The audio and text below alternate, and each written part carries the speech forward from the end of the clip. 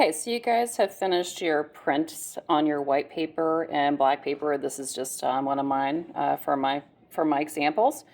Next up, we're going to get into the Matisse part of this project. So our Matisse inspired, where we're actually going to collage over top of our paper using cutout construction paper. And I think I showed you guys my examples. Okay, and so this is what I did to get started. Okay, first of all, let's talk about Matisse and his cutouts. And you can see these are some examples. He used organic, kind of fun, free-flowing shapes. So I want you to think about when you did your art with a purpose and you're brainstorming all about you, what are things that you love? What are things that represent you?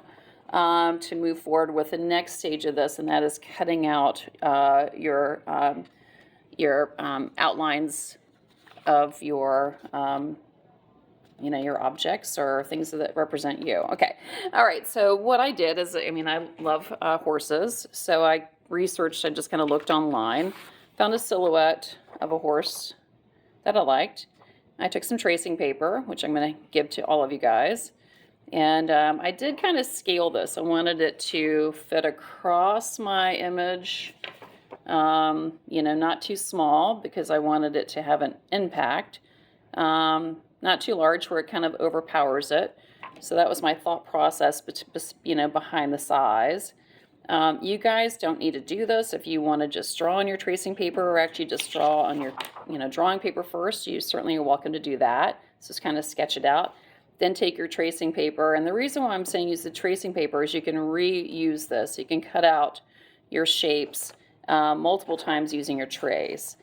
Okay, so this is what I mean by that. So initially, here's my silhouette. I took my tracing paper, traced it, okay, and I kind of was like, you know what, I want more movement to this horse, and I wanted it to be more Matisse-ish like. Okay, so that's the horse I end up with here. So I drew over top of that image, and this is what I ended up. So I kind of modified it where the head was turning a little bit. I also added an additional leg that horse did not have because I just wanted, again, more movement to it. And then I took this and picked out this is my next tracing, so that's actually probably more formal. Picked out my paper, and I'm going to just kind of show you how to do this. So I'm using white construction paper or white drawing paper right now, but you guys are going to be using whatever colors you want. That makes sense. And I've drawn on it once. I'm going to flip it over, and I'm going to draw over it again. And you have to hold it steady.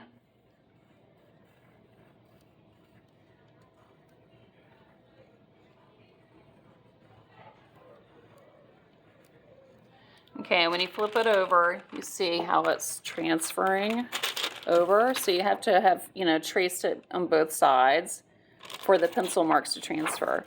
All right, so then that way you can then cut out the shape. The other thing you can do is layer your paper. So say you want to do green and yellow. Trace it onto your paper, okay?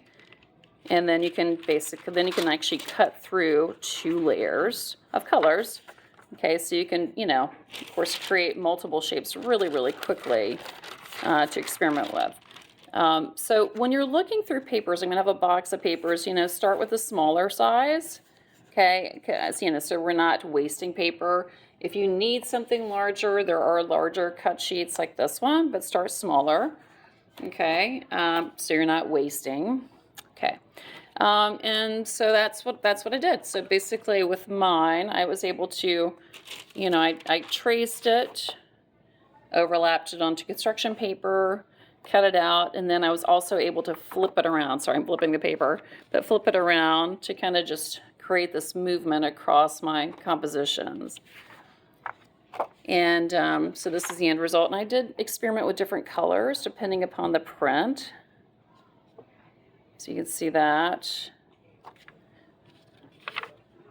There you go. So again, with your images that you're cutting out, make sure that they're exciting. A soccer ball is just going to be a circle, right? So don't do anything that's really, well, we're doing organic shapes. So there you go. Soccer ball is a geometric shape. So organic shapes. And again, like say, for example, you're a football player. Maybe you want to look up some silhouettes of football players that are running. Okay, not standing, but running, right? And has movement. Things of that nature. So if you need some ideas, just ask and I'd be happy to help you.